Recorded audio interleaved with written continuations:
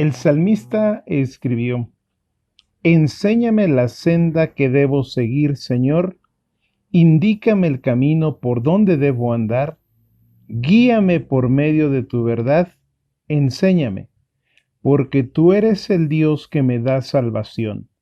En nadie sino en ti tengo esperanza todo el día. Por eso es que, mis estimados, esta noche, primeramente agradecidos porque nos permiten llegar hasta cada uno de sus hogares, en cada uno de sus dispositivos.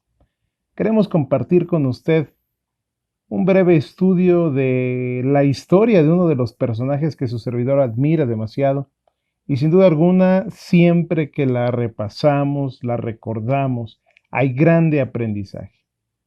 El salmista habla de esa senda que debemos seguir. Así que esta noche hemos titulado nuestra reflexión Una senda de salvación. Usted deberá identificar algunos aspectos importantes en todo el desarrollo que esta noche hemos de meditar. Para esto quisiera viajar de manera express en nuestra mente y considerar lo mismo. Un viaje que era saliendo de Jerusalén hacia Damasco. Era un momento crucial de la historia. El cristianismo se estaba expandiendo en lo que hoy conocemos como Italia, Grecia, Israel, y muchos se oponían a este crecimiento. Así que un sacerdote que era educado, un sacerdote estudioso, que tenía la capacidad de hablar en público y con un gran talento en poder convencer a las personas, además de eso, egresado de una de las mejores universidades de los judíos, y siendo uno de los pocos sacerdotes que conseguían lo que se proponían, decide emprender un viaje. Vio que los cristianos se estaban convirtiendo en un problema para el pueblo judío y entonces quería ayudar a detener este problema llamado cristianismo. Sí, mis estimados, su nombre es Saulo. La historia nos dice que él se presenta ante el Sanedrín y entonces les dice: déjenme ir a Damasco. Necesito cartas para presentarme a las iglesias de Damasco, a las sinagogas. Allá está creciendo el cristianismo. Entonces iré por cristianos. Vamos a limpiar toda la sociedad de este problema. Es más, tal vez los encontramos en el camino, los traemos a Jerusalén, los podemos crucificar. Y entonces dice la historia que los del Sanedrín le creyeron, porque este joven sacerdote había matado y enviado a matar a muchos cristianos. Mis estimados, cuando nosotros tomamos el contexto de la historia bíblica, también nos damos cuenta que hubo más asesinos, por ejemplo, aquellos dos que fueron crucificados con Jesús. Aunque la traducción literal que podemos vislumbrar dice ladrones, el contexto bíblico nos dice que ellos no solamente habían robado, sino que habían asesinado también. Sin embargo, en este fragmento de esta otra historia, nos dice que uno de los asesinos que estaba crucificado con Jesús se arrepiente de sus pecados. Jesús logra ver ese corazón que estaba contrito, arrepentido, y ahí colgado del madero, lo perdonó. Y esto, mis estimados, lo menciono, porque entonces, cuando decimos que Saulo era creído por el Sanedrín en lo que él proponía, debido a que había mandado a matar y él mismo había matado a muchos cristianos. Ahora quiero que usted imagine a Pablo llegando al cielo y tener que saludar a los cristianos que en algún momento con su espada atravesó. Y esto lo hizo por el celo de su creencia. Mis estimados, un asesino de cristianos, pero un asesino que alcanza el perdón de Dios. Y a veces, mis estimados, para la mente humana es algo increíble, algo que no podemos aceptar. Porque Pablo torturó, Pablo asesinó a cristianos y ahora estaba viajando hacia Damasco con el mismo objetivo. Mis estimados, Hechos capítulo 9 narra este fragmento de la historia. Solamente quiero recordarlo ante usted porque dice que mientras viajaba a Damasco, una luz brillante, más brillante que el sol, brilló frente a él. Tal fue el efecto que la historia dice que Saulo cayó al suelo. El polvo seguramente se levantó, lo envolvió, y aunque Saulo dice que levantaba la cara, no podía ver la luz. Así que lo dejó cegado, y lo único que acertó a decir Pablo fue: ¿quién eres? Soy Jesús a quien tú persigues, la voz le contestó. Entonces Pablo le dice: ¿qué debo hacer? Ve a Damasco y te diré lo que tienes que hacer. Mis estimados, un sacerdote que había sido preparado en las mejores universidades, que tenía un don de convencimiento, que sabía dirigir grupos y que había mandado a matar a cristianos, se acababa de encontrar con Jesús. Y es que, mis estimados, muchas veces cuando nosotros creemos seguir los pasos de Dios, pero lo hacemos a nuestra propia manera y encontramos a Jesús, no siempre va a ser un momento alegre, dinámico y que querramos recordar. En este momento de la historia, Pablo es un joven sacerdote que se queda ciego. Pablo no sabía hacia dónde tenía que ir. Sí escuchó que debía ir a Damasco, pero no tenía ni la menor idea de cómo llegar a Damasco porque no podía ver. Además de eso, no sabía tampoco qué es lo que le esperaba. El fragmento de la historia avanza y entonces nos habla de Ananías, algo opuesto a lo que Saulo representaba, porque nos habla que Ananías era un cristiano ferviente. Y entonces el Espíritu Santo le dice: ¿sabes qué? Vas a recibir a Pablo. Vas a recibir a Saulo. Yo no sé cómo tomaría usted esta encomienda. Seguramente Ananías sintió temor. Cuando Ananías le comentó a los demás cristianos que estaban con él, seguros podemos estar que muchos de ellos se pusieron a orar sabiendo que Saulo era un asesino y que estaba viniendo hacia ellos. Entonces el Espíritu Santo le dice a Ananías: mira, debes ir y debes ver a Saulo. La historia no nos da tantos detalles, pero sí nos narra lo siguiente. Señor, es que ese hombre muchos males ha hecho. Es un asesino. Puedo perder la vida si voy a verlo. Ananías tenía miedo. Sabía que podía perder la vida. Pero mis estimados, aquí hay una lección que quisiera compartir con ustedes esta noche. Siempre que Dios nos pide algo, también otorga su bendición, su protección y su favor. No siempre vamos a comprender las cosas que Dios nos pide.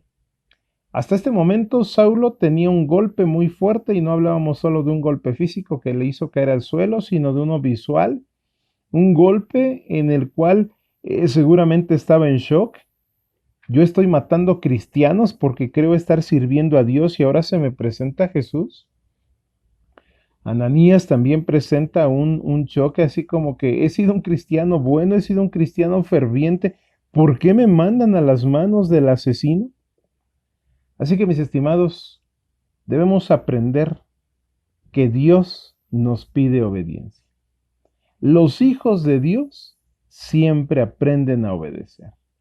Seguramente Ananías pensó y dijo: pues está bien, Señor, voy a ir, aunque sea lo último que haga.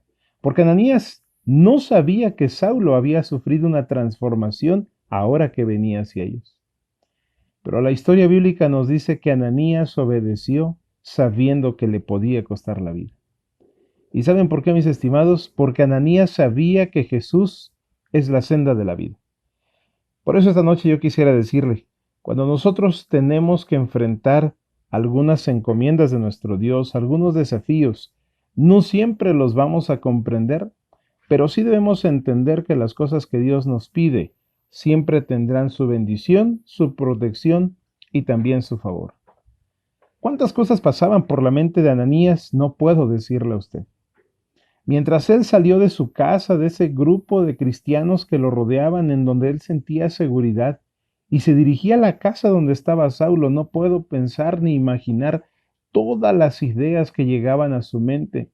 Tal vez pensaba: ¿y si me arrepiento? ¿Y si mejor, Señor, mandas a otro? ¿Y por qué tuve que ser yo? Sin embargo, la historia, a medida que avanza, dice que Ananías llega, toca a la puerta de la casa donde está Pablo, y entonces, presentándose ante Saulo, le dice: Jesús me envió para que recuperes la vista y seas lleno del Espíritu Santo. En ese momento las escamas que estaban cubriendo los ojos de Saulo cayeron, y entonces nace una de las carreras de los más grandes predicadores y teólogos que tenemos en el mundo. Saulo pasa algunos días con los discípulos porque el objetivo era matar a los discípulos también. Sin embargo, dice que él se levanta en Damasco y mientras los cristianos se escondían porque sabían que había llegado Saulo, él iba a las sinagogas y entonces predicaba de Jesús.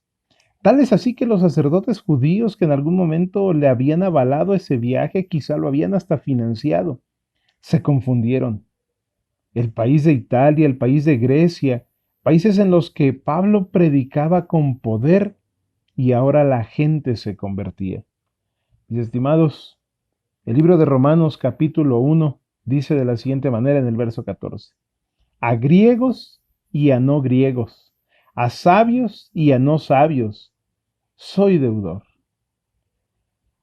Saulo creía que matar cristianos era un favor que le estaba haciendo a Dios.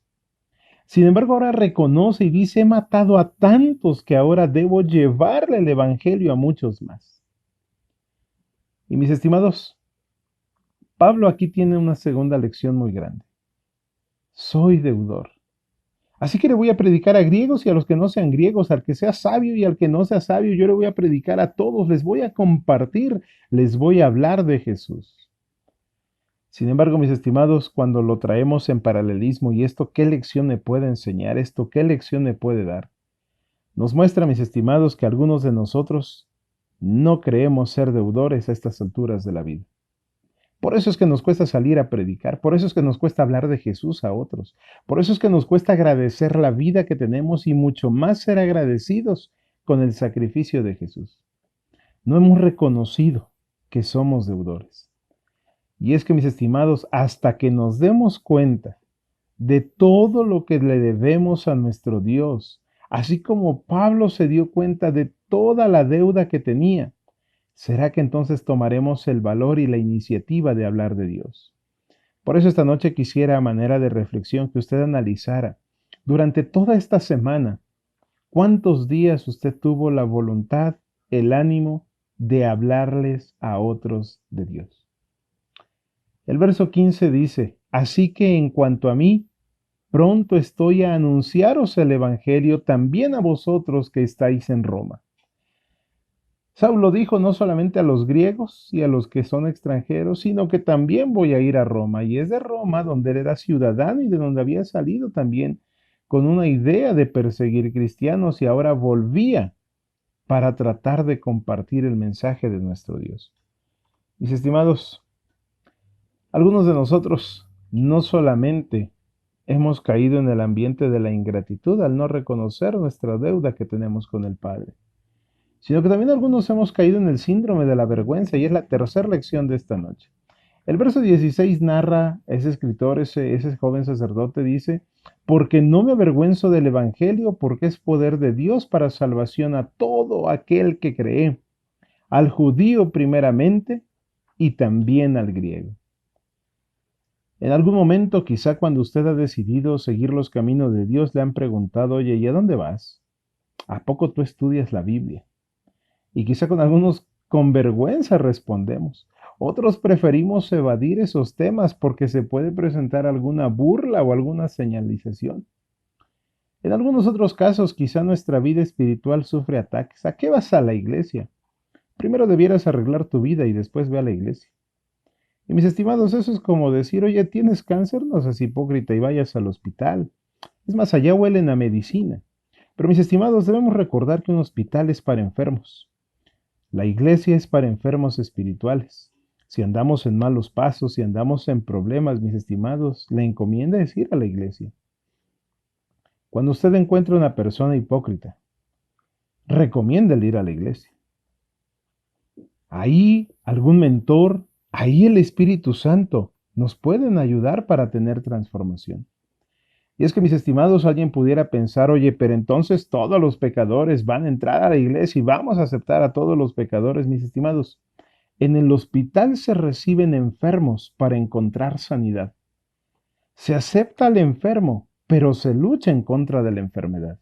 En la iglesia se acepta al pecador para corregir el pecado y así hallar sanidad en el nombre de Dios.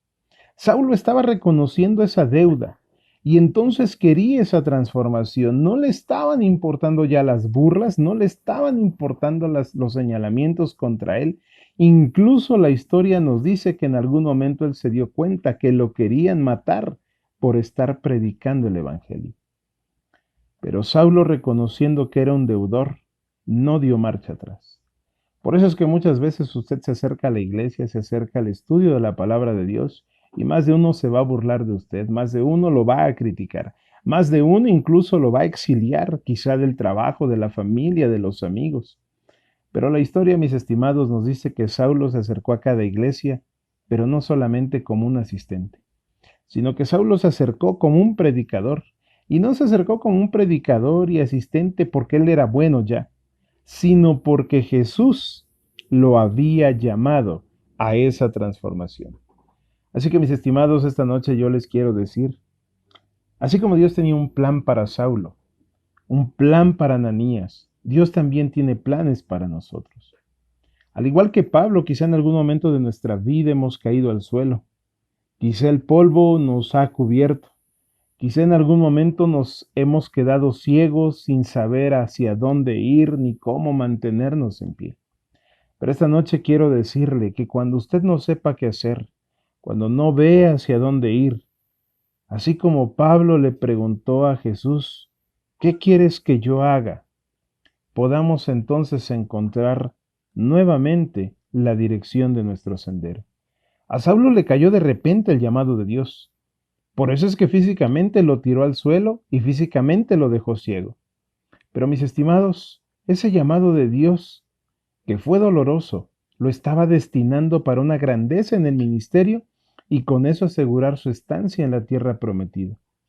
Algunos como Ananías tenemos miedo ante estos llamados. Jesús mismo, debo recordarle que también tuvo miedo al estar en el Getsemaní. Por eso cuando tenía miedo, en esta parte de la historia dice que orando al Padre, le pidió fuerzas y el Padre le dio esas fuerzas para cumplir la misión. Jesús le dice, Padre, si es posible, pasa de mí esta copa, si es posible, no quiero sufrir este momento, pero no sea como yo quiero, sino sea hecha tu voluntad. Jesús haría un esfuerzo enorme en nuestro favor y tenía miedo, mis estimados. Necesitaba fuerzas y solamente el Padre las podía otorgar. En la vida el temor de ser cristiano, de atrevernos a hacer la voluntad de Dios, muchas veces nos acecha y nos inunda ese temor. Pero esta noche le invitamos, mis estimados, para que también a través de la oración, así como el ejemplo de Jesús, podamos ser fuertes. Así como la fuerza de Ananías, aun sabiendo que podía perder la vida, se atrevió a hacer la voluntad de Dios. Jesús se alejó y se fue a un lugar especial para orar con el Padre. Y de ese modo vino la fuerza celestial sobre él. Si esta noche, mis estimados, nos preguntamos y a veces dudamos de hacia dónde tenemos que ir, qué decisiones debemos tomar, digámosle a Jesús, ¿qué quieres que yo haga? Y así, mis estimados, en cada llamado, en cada respuesta a nuestras oraciones, en cada invitación que Jesús haga hacia nuestra vida, aprendamos a aceptar su voluntad. Es cierto que cometemos muchos errores, pero una de las características que tendrán todos los que lleguen a la tierra prometida es la obediencia a la voluntad de nuestro Dios. Pablo no se resistió más. Cuando tuvo este llamado, él aceptó. Así que, mis estimados, si Jesús nos llama a un momento de consagración, no nos resistamos más. Si Él nos llama para regresar a su iglesia, no digamos que no. Si Él nos llama para corregir lo que estamos haciendo mal, no digamos que no. Jesús es la senda de salvación. Jesús le hizo un llamado a Saulo y lo convirtió en todo lo que ahora conocemos. Dios, siempre que nos hace un llamado, quiere que vivamos una transformación. Por eso esta noche termino nuevamente con el Salmo 25 diciendo, enséñame la senda que debo seguir, Señor. Indícame el camino por donde debo andar. Guíame por medio de tu verdad. Enséñame, porque tú eres el Dios que me da salvación. En nadie sino en ti tengo esperanza todo el día.